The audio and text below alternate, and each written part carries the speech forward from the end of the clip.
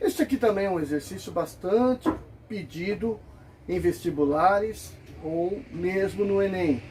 Trata-se do seguinte: um veículo está numa pista a qual tem uma curva para ser feita. E queremos saber qual a máxima velocidade permitida para fazer essa curva. E a gente interpreta o resultado depois.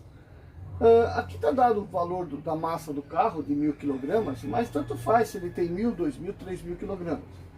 Aqui você tem o coeficiente de atrito que vai ser apresentado aí na pista, que é de 0,4. Essa curva tem um raio aqui de 100 metros e o G vale 10, certo? Então eu quero saber qual que vai ser a máxima velocidade, porque essa pista ela é plana, ela não é. Normalmente quando as pistas você vai fazer uma curva, normalmente não, muitas vezes a pista tem uma pequena inclinação, apenas uma pequena inclinação para facilitar com que o corpo não saia da pista. Mas vamos supor que a pista simplesmente é plana. E aí, portanto, ele vai te impor lá qual a velocidade máxima que você pode ter. Então, o que você tem que ter em mente para resolver esse problema? Tem que entender o seguinte: a única força que permite que o corpo faça a curva é o atrito, a força de atrito dos pneus com o chão. Então, ele tem que ter um atrito suficientemente grande para que ele não saia da pista, ok? E nem, portanto, não vai patinar na pista, tá? Então, como é que a gente pode interpretar isso? A força de atrito é a força que atua no sentido do raio, apontando para o centro da pista.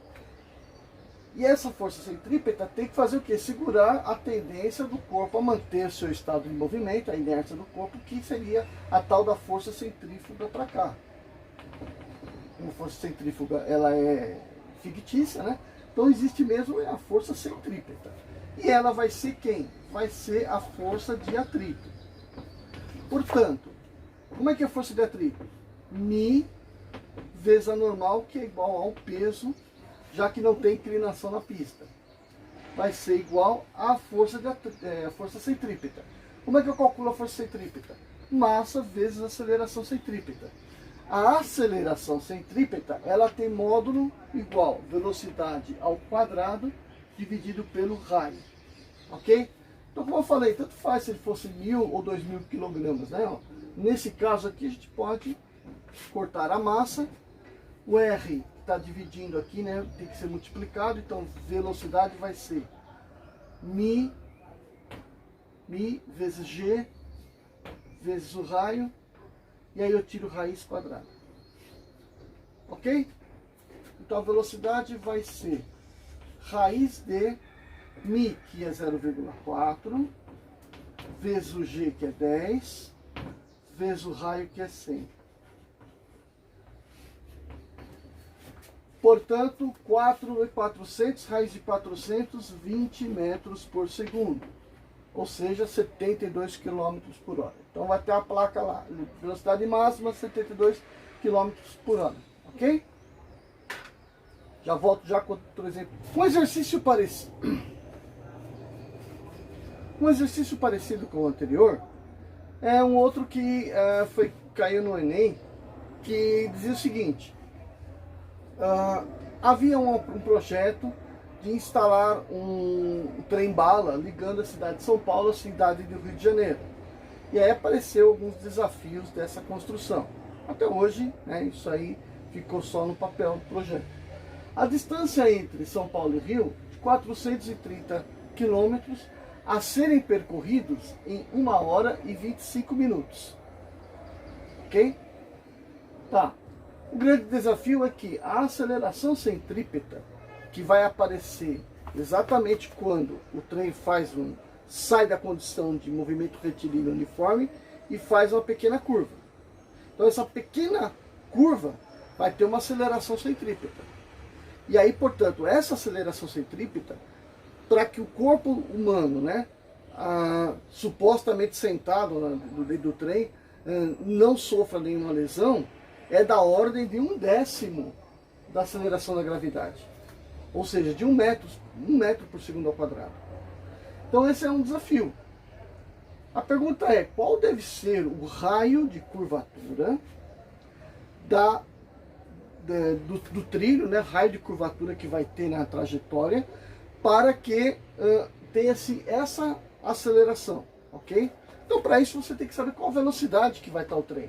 E ele vai ter uma velocidade basicamente constante de uma cidade para outra, certo? Então, a gente vai ter que calcular essa velocidade. Δx sobre ΔT. 430 km é 430 mil metros. Uma hora tem 60 minutos. 60 minutos com 25, 85 minutos.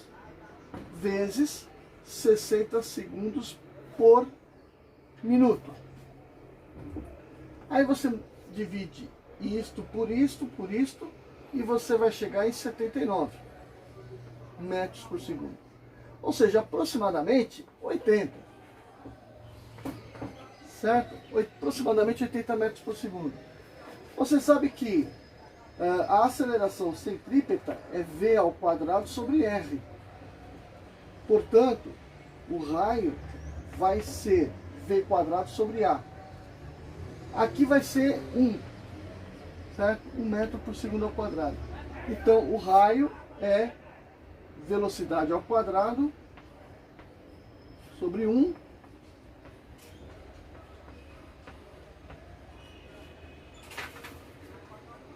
6.400 metros. Olha o desafio que é você ter uma curvatura. Cada vez que você tiver uma curvatura, você vai ter que ter um raio de 6.400 quilômetros, 6.400 metros, ok? Então a gente reviu um pouco de dinâmica, depois a gente volta para rever hidrostática, ok?